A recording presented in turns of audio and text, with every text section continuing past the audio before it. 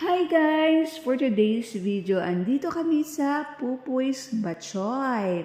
Andito na sa Bacolod yung Pupuy's Batchoy. Kaka-open lang yan guys, 2 weeks ago. Ayan, nag-order na kami ng extra super special with puto.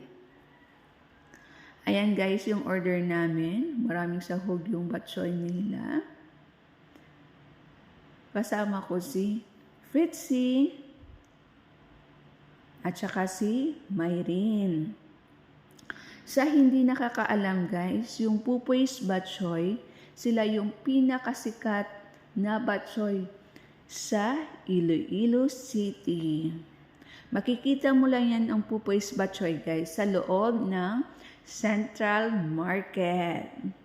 Na-feature na din sila ng KMJS at saka Rated K.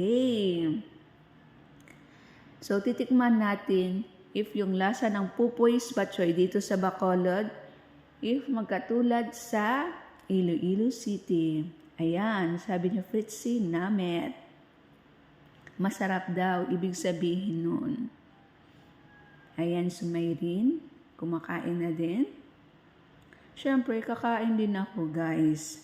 Titikman natin kung masarap yung Pupuy's Batchoy dito sa Bacolod. So, ayan.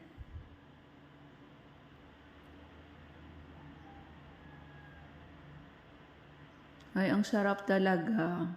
Sarap talaga ng batchoy ng Iloilo. Yung cook nila guys is galing talaga sa Iloilo para hindi maiba yung lasa. Ayan guys, tapos kami kumain. Tingnan nyo. Ubos na ubos. Thank you so much for watching. Have a nice day. God bless.